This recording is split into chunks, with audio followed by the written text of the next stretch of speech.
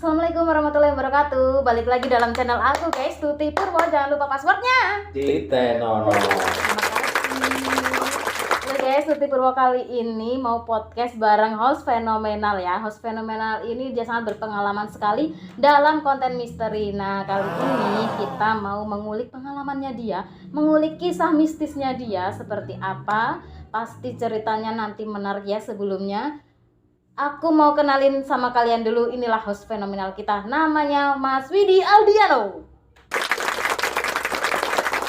Oke, makasih Mas Widi udah mau datang ke studio aku ya. Sehat Mas Widi? Sama-sama Mbak Tuti Purwo, alhamdulillah sehat. Alhamdulillah. Nah, di sini kan aku mau menyajikan suatu cerita ke para teman-teman semuanya ya, cerita mistis dari Mas Widi kan sebagai host fenomenal ya Mas ya. Udah berapa lama Mas jadi host fenomenal? Kalau nggak salah kurang lebih sih udah hampir ya udah ada setahun. Udah ada setahun ya. Untuk Pasti dalam setahun itu pasti ada beberapa kisah-kisah ya. ya kalau kisah ataupun pengalaman sih pastinya banyak ya. Tapi kan di sini ada kisah yang mungkin yang paling menarik Ya. ataupun yang paling berkesan seperti itu ya. Untuk kisah-kisah yang berkesan itu menurut saya waktu jadi host fenomenal atau host misteri itu biasanya kalau emang di suatu tempat yang tempat itu memang benar-benar angker. Itu memang sebuah tantangan buat saya karena saya kan untuk memasuki dunia misteri itu kan belum pernah. Biasanya itu saya hanya untuk host atau MC di tempat-tempat hiburan kan seperti itu. Jadi untuk memasuki dunia misteri saya benar-benar waktu itu masih nyalinya masih ciut ya, karena masih rasa penasaran itu juga masih apa ya namanya ya, yang namanya misteri tempat angker kan kita rasa takut pasti ada seperti itu kan itu berhubungan dengan makhluk-makhluk astral atau makhluk gaib. Iya betul sekali. Dan di sini saya mengikuti jadi host misteri mungkin sekitar 6 bulanan lebih ya. Iya. Di situ saya mendalami misteri dan kebetulan saya kan orangnya tipe ngocol, sukanya suka bercanda. Jadi walaupun di tempat misteri pun saya harus ada bercandanya seperti itu, jadi nggak selalu tegang walaupun dalam diri saya ada rasa takut itu pasti karena bertemu makhluk-makhluk yang aneh-aneh juga untuk mengobati rasa takut ya. Iya betul sekali, kita selimurkan lewat humor. Ngocol-ngocol saya apa namanya ya, berinteraksi sama yang nonton ya, ketika dia berkomen apa langsung saya balas dengan canda-canda seperti itu untuk mulai rasa takut. Dan kebetulan juga ada suatu channel yang misterinya misteri humor khusus, dan saya juga mulai masuk ke situ, mencoba untuk masuk ke situ. Emang di situ kita akhirnya rasa takut pun sedikit hilang atau rata-rata karena di situ itu full humor, jadi nggak ada kata-kata yang benar-benar menakutkan atau gimana, itu enggak, karena emang sifatnya di situ humor. Dan nggak lama kemudian saya mulai masuki ke dunia drama. Drama juga. Iya, karena saya kan orangnya penasaran untuk dunia acting terutama ya, karena kan saya berkecimpung di entertainment ya. Iya. Jadi untuk melihat acting saya gimana itu saya penasaran. Dan saat itu ada sebuah channel yang membuat drama TV, tapi ini ceritanya menarik. Seperti itu kan. Seperti apa? Jadi cerita di sini apa ya? Cerita masalah tentang seperti religi dan juga ada acting laga di situ. Dan saya juga tertarik untuk dunia acting. Dan ada satu lagi juga channel yang mengungkap tentang apa ya, masih bermacam-macam rasa ya, kayak ada podcast, ada apa, ini juga ada ini dari Tuti Purwo mungkin ya channel ini ya. Iya. Ya ini juga saya senang ini. Alhamdulillah. Nah di konten ini juga masih eh, berbau bermacam-macam ya. Jadi saya suka nih di channelnya Tuti Purwo juga. Bermacam-macam dan nggak jelas ya. tapi di sini kan menariknya emang seperti ini ya. Iya. Jadi kita tidak bosan dengan satu ini. Dan kebetulan di serial drama TV DSDS ini saya begitu tertarik dengan mengasah akting saya. Jadi emang apakah benar saya itu seorang multi talent atau enggak kan? Tapi sebelumnya pernah mencoba ke dunia akting belum? Kalau dulu emang seringnya kan saya di dunia musik. Oh iya. Musik, dan waktu itu masih sekolah ya. Tahun 99, 98, 99 itu saya menerjuni dunia musik. Ikut-ikut festival, terus semakin kesini saya coba menggeluti dunia MC. Dari MC akhirnya saya menggeluti dunia acting. Luar biasa. Nah, kebetulan saya tertarik dengan ini channel yang satu ini ya, drama TV DSDS. Dia mengolah suatu film yang benar-benar ceritanya sangat menarik, dan saya pengen banget skill saya diasah di sini. Dan saya kebetulan di sini dituntut sebagai seorang yang mungkin karakternya gimana ya, berbeda dengan saya. Jadi saya mulai mendalami karakter sebagai seorang apa di sini ya, saya seorang badai. Seperti itu, saya mencoba gimana sih rasanya seorang badai gitu kan.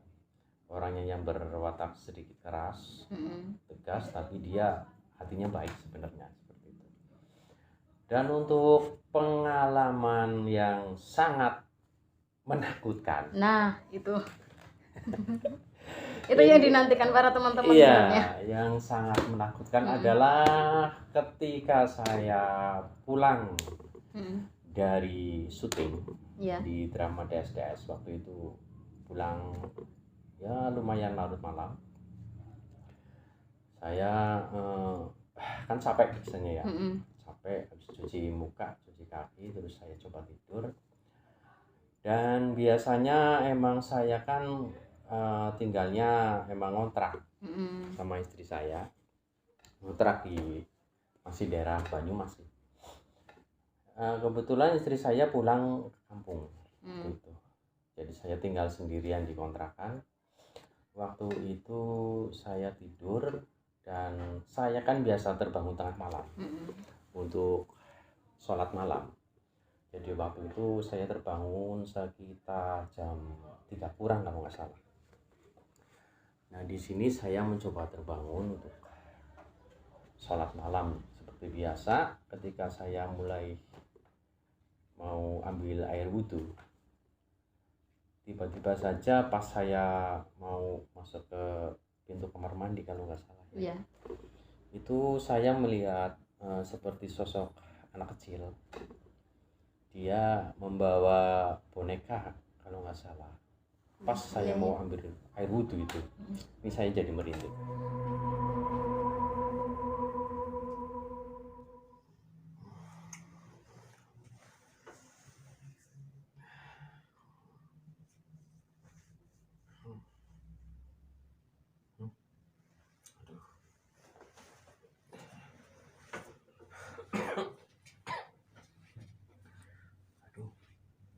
Pagi aku mesti sholat malam nih. Sepi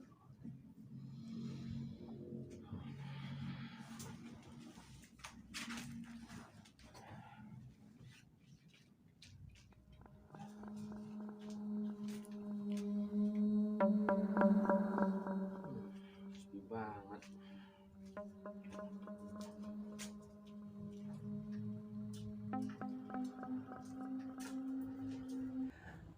Dia lewat di belakang saya pas saya mau masuk pintu.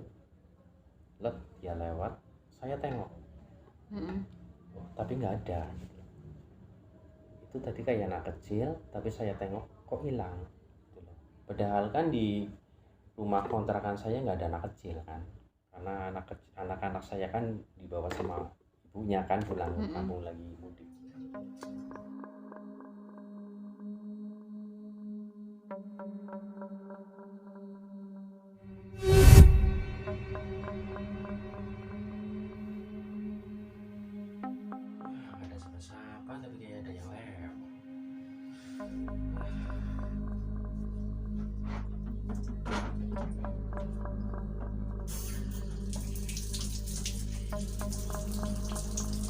Nah, akhirnya kan saya udahlah nggak apa-apa, biarin aja, mungkin halusinasi saya karena capek mungkin ya. Iya, iya. Nah, pas habis sambil wudhu, saya coba kembali lagi ke kamar untuk mengambil sarung dan juga baju koko.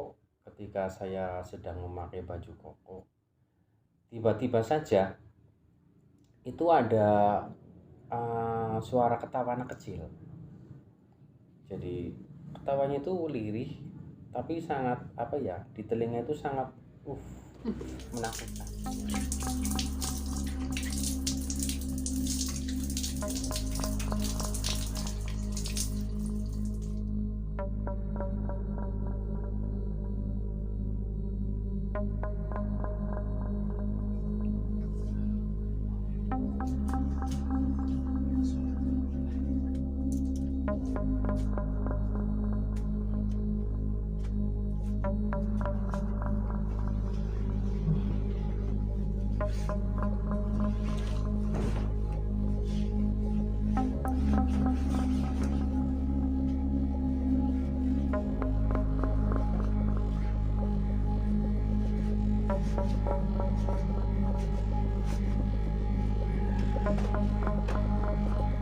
Saat malam biasanya otak kita itu segar, walaupun nggak ada orang di sini, tapi adem karena kita sholat malam.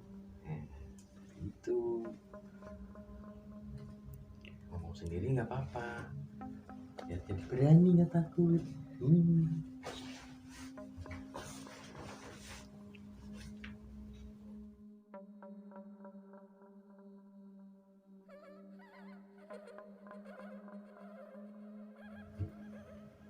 Ada yang tahu ya, tapi suara anak kecil. Dan di sini nggak ada anak kecil. Ini kontrakan, juga aku cuman saya sama istri aku. Istri aku lagi pulang. Orang tua.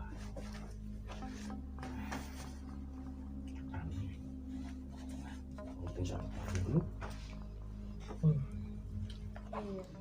Saya bingung kan, ini sebenarnya ada apa gitu kan? Apa emang rumah ini ada penghuni selain manusia, mungkin ya, alam gaib mungkin ya? Apa karena halusinasi saya yang Itu karena capek? sebelumnya itu udah berapa lama ngontrak di situ? Kebetulan ngontrak di situ kan emang belum lama ya, paling baru sekitar mau 5 bulan. Emang mungkin waktu itu emang kondisi sebelum itu kan emang rame ya, ada istri saya, anak saya kan mungkin jadi keselimur ya. Ketika saya sendirian kan kagetnya seperti itu. Jadi apa rumah ini ada penghuni selain manusia atau gimana, kok ada suara tadi seperti ada melihat anak kecil lewat waktu saya mau berwudu, terus ada anak kecil ketawa. Jadi saya mulai sedikit takut begitu, tapi yaudahlah, mungkin halusinasi saya gitu kan. Kebetulan juga saya kan udah berwudu mau sholat, jadi kan saya cuekin. Nah ketika saya menuju ke tempat sholat, biasanya kan kalau saya kan sebenarnya sholatnya di kamar, karena udah nggak ada istri lagi pulang, jadi coba di tempat yang lebih luas gitu kan, supaya rasa takut saya hilang. Nah pas saya udah mulai sholat, menggelar sajadah, saya takbir dengan Allahu Akbar. Nah nggak lama kemudian tiba-tiba datang lagi suara anak kecil. Saya sudah mulai sholat, anak kecil itu seperti sedang apa ya namanya, menimang-nimang boneka loh, dengan nyanyiannya. Jadi saya merinding banget waktu itu. Saya mulai nengok, iya kayak ada anak kecil gitu loh, pegang boneka yang tadi, kayaknya yang di belakang tadi. Terus saya menengok, udah cuekin. Nah ketika saya tengok lagi, udah hilang, anak kecil itu udah hilang. Jadi ya Allah, akhirnya kan sholat saya sedikit terganggu kan. Akhirnya udahlah, saya coba ulangi lagi kan.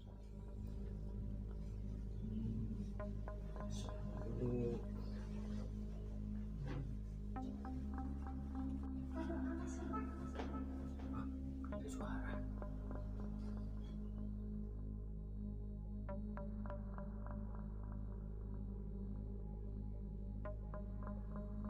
Bismillahirrahmanirrahim. Allahu Akbar.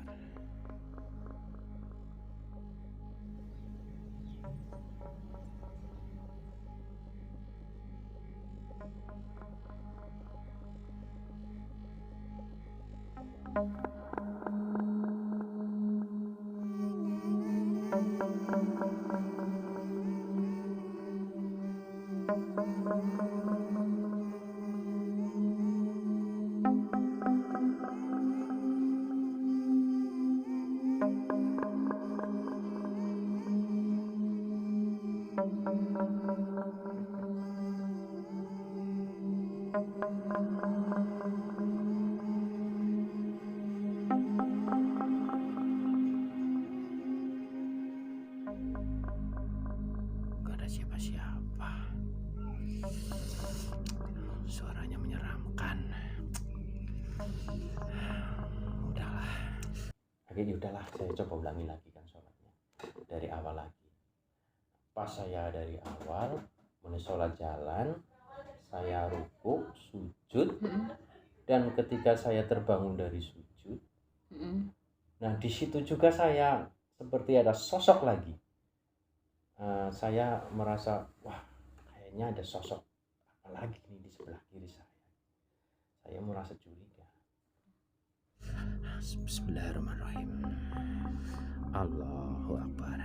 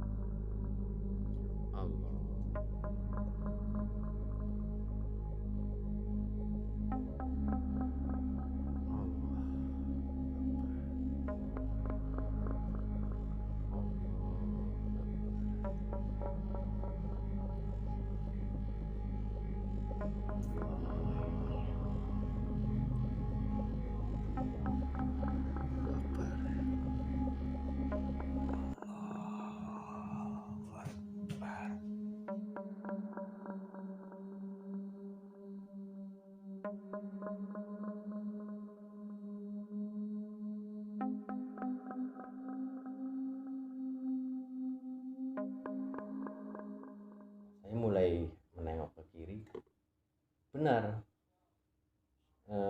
benar-benar ada penampakan sosok laki-laki, tapi benar-benar mukanya itu hancur, yang kulitnya terkelupas, ya, kulit terkelupas penuh darah, dan dia terus mengikuti saya baik doa maupun gerakan sholat saya. Yang saya herankan seperti itu.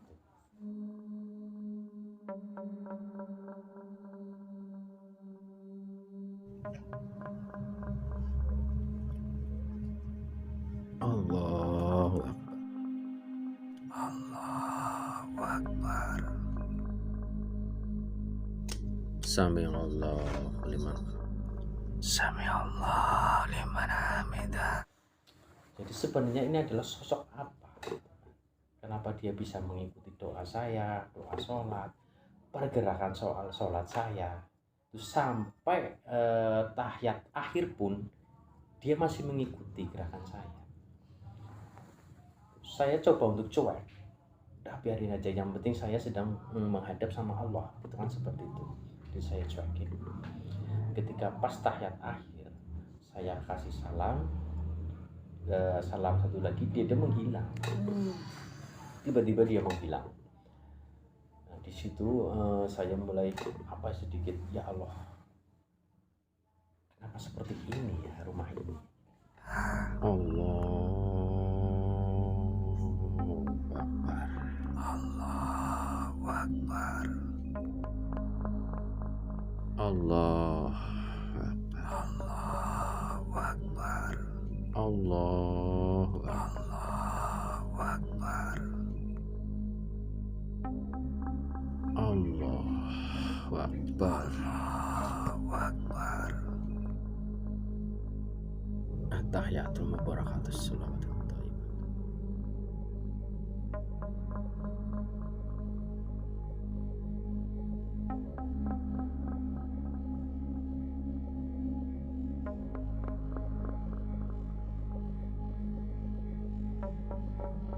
Assalamualaikum warahmatullahi wabarakatuh.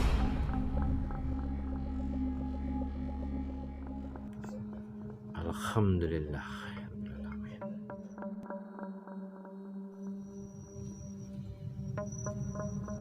Siapa ya?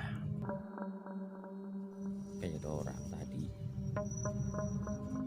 menyeramkan.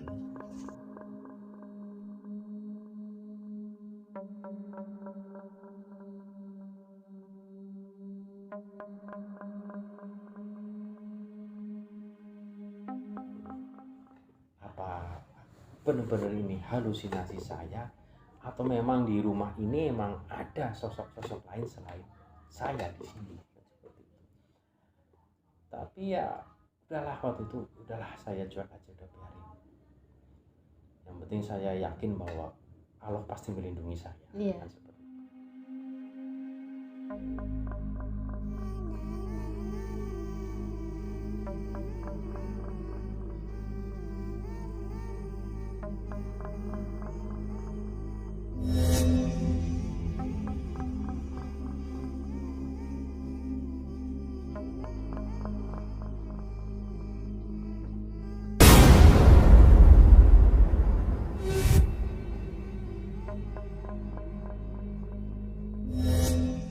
Nah, disinilah pengalaman yang paling mengerikan yang saya rasakan. Seperti itu. Aku juga ikut takut dengernya. Ya, Ya. itu. Itu ya ceritanya. Memang jadi host ya, host di misteri juga. Iya. Ya ngetes mental juga ya Mas Iya ya. benar. Tapi sekarang gimana rasanya kalau di rumah kontrakan sekarang? Ya, untuk sekarang sih emang ya karena saya udah ngontrak ya, jadi ya saya cuek aja udah, nggak apa-apa. Yang penting mereka nggak ganggu saya. Iya, betul. Nggak yang macem-macem, maksudnya nggak mencelakai saya gitu, nggak apa-apa lah. Saya anggap dia teman aja udah. Yang penting saya tetap percaya bahwa Allah melindungi saya. Betul sekali ya. Ya itu tadi teman-teman cerita kisah mistis dari host Mas Widi Aldiano ya. Ambil dari sisi positifnya aja ya teman-teman, karena ya kita hidup ya emang berdampingan ya betul dengan sekali. hal gaib itu. Tapi kita juga jangan lupa untuk selalu berdoa dan meminta perlindungan hanya kepada Allah. Iya, Gitu kan. sekali. Makasih Mas Widi Ya, atas sama-sama, partisipasinya, Mbak Titi. atas berbagi pengalamannya sama teman-teman semuanya ya. Ya. Sehat-sehat selalu, salam juga Amin. buat keluarga di rumah. Amin, ya, Ya, nanti saya semoga sampaikan. semakin sukses ya kan. Amin. Dan juga Tuti Purwo channelnya juga semakin sukses ya. Amin ya, terima kasih. Makasih buat teman-teman yang udah join ke channel aku, yang udah terus ngedukung aku, karena dukungan kalian adalah semangat buat aku guys. Jangan lupa terus stay tune ya di channel aku untuk sekali. mengikuti konten-konten yang Iya, lainnya. jangan lupa ya subscribe, like dan juga komen Oke. di Tuti Purwo channel. Kita pamitan bareng-bareng ya Mas ya. Biasa, mari, Iya. mari, mari. Makasih teman-teman semuanya, Oke. love you. See you. Assalamualaikum warahmatullahi wabarakatuh. Waalaikumsalam.